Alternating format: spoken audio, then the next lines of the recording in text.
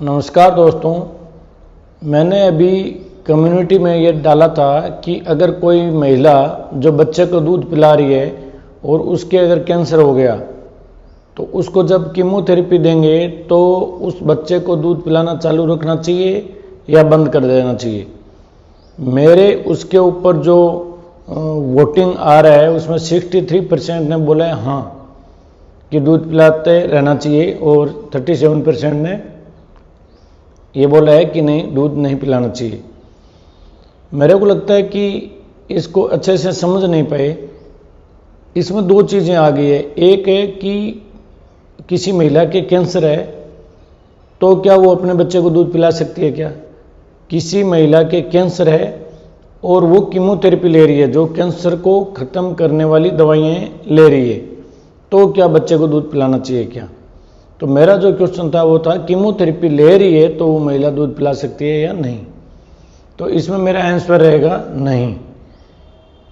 अच्छा, ये आंसर नहीं क्यों है, इसको आप पूरा अगर सुनोगे तो आपको हर चीज़ समझ में आ जाएगी। मैं इस वीडियो के आखिर में ये बताऊंगा कि अगर किसी महिला के कैंसर है तो क्या वो बच्चे को दूध पिला सकती है क्या। तो पहला जो हमने कहा कि कीमोथेरेपी है तो दूध नहीं पिला सकती, इसके कारण है जो हम कीमोथेरेपी दे रहे हैं वो कैंसर सेल पे काम करती है। कीमोथेरेपी क्या है? कीमोथेरेपी एक टॉक्सिक मेडिसिन्स होती है, अलग अलग तरह की, अलग अलग ग्रुप्स की, बहुत सारी मेडिसिन्स, जिनमें से कोई भी दे दो आप, वो ट्यूमर सेल को ख़त्म करती है। अच्छा, वो पहचानेंगे कैसे ये ट्यूमर सेल है? उसके पास कोई शक्ति नहीं है कि वो पहचान जाए ये ट्यूमर सेल है या नॉर्मल सेल है। बस होता इतना ही है कि ये जो दवाइयाँ हैं ये तेज़ी से कोई चीज़ ग्रोथ करे बॉडी में तो उसको ख़त्म कर देती है। तो जनरली क्या है, कैंसर की गांठ बनती है, इसका मतलब कैंसर की सेल तेज़ी से मल्टीप्लाई करती है। अब हमारे शरीर में भी नॉर्मली ऐसी कई सारी सेल्स है जो तेज़ी से मल्टीप्लाई करती है। आप खुद सोचो क्या हो सकती है। देखो, आप अपने बालों को देखो, बाल बार बार बढ़ते रहते हैं, आपको बाल कटवाते रहने पड़ते हैं टाइम टू टाइम, क्योंकि ये तेज़ी से ग्रोथ कर रहे हैं। हर बार हर रोज़ कुछ न कुछ मात्रा में ये बढ़ते हैं, जो हमें दिखते भी है। तो एक तो ये कि ये तेज़ी से ग्रोथ करने वाली चीज़ है तो इनको नुकसान करेंगे तो बाल झड़ने शुरू हो जाते हैं। सेकंड, जो हमारे नाखून हैं ये भी तेज़ी से बढ़ते हैं। आप देखो 5-7 दिन में बढ़ जाते हैं, आपको फिर काटने पड़ते हैं। तो सेकंड जो नुकसान करती है ये कीमोथेरेपी, वो इन बालों को करती है, इन नाखूनों को करती है।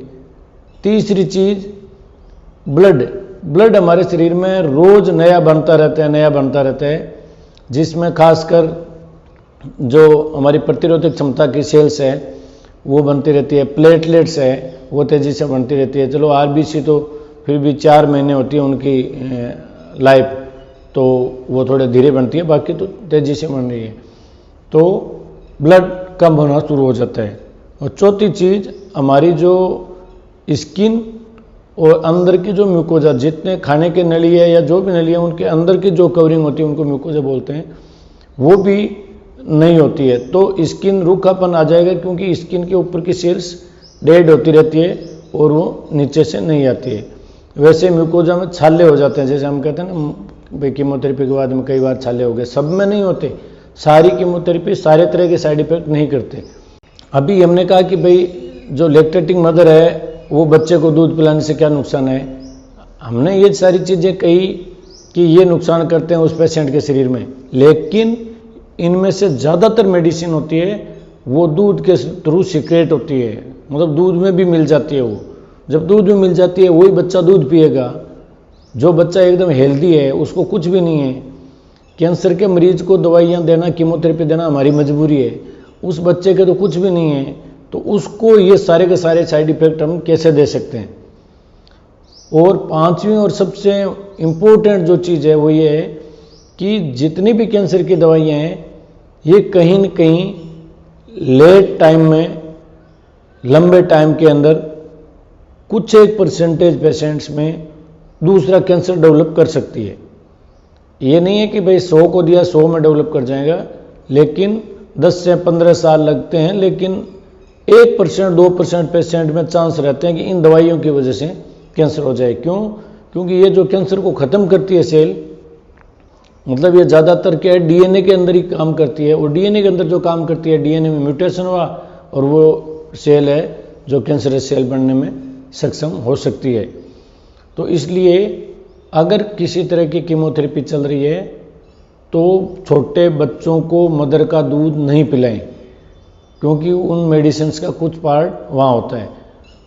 अच्छा, अगर आपको ऐसा नहीं है कि यूनिवर्सल हो, ये मोटा मोटी 99% यही फॉर्मूला लगेगा। कुछ एक में अगर रहता है तो आपका जो ट्रीटिंग डॉक्टर है वो बताएगा कि हाँ इसमें आप पिला सकते हो दूध या इसमें नहीं पिला सकते। लेकिन एज ए जनरल आपको अगर नहीं पूछा किसी से और सीधा ही कोई कीमो ले ली फिर बच्चे को दूध पिलाना बिल्कुल नहीं करना है।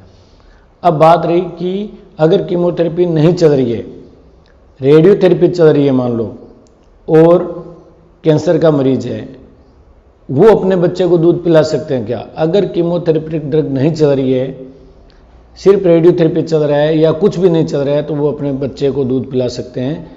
कैंसर होने की वजह से बच्चे को कोई नुकसान नहीं होगा। मदर को कैंसर हो गया ऐसे नहीं है दूध पिलाने से बच्चे को हो जाएगा, कभी नहीं होगा। लेकिन सिर्फ कीमोथेरेपी वाले पार्ट में कि वो पूरे बॉडी में चलती है और मिल्क में भी सिक्रेशन होता है। धन्यवाद।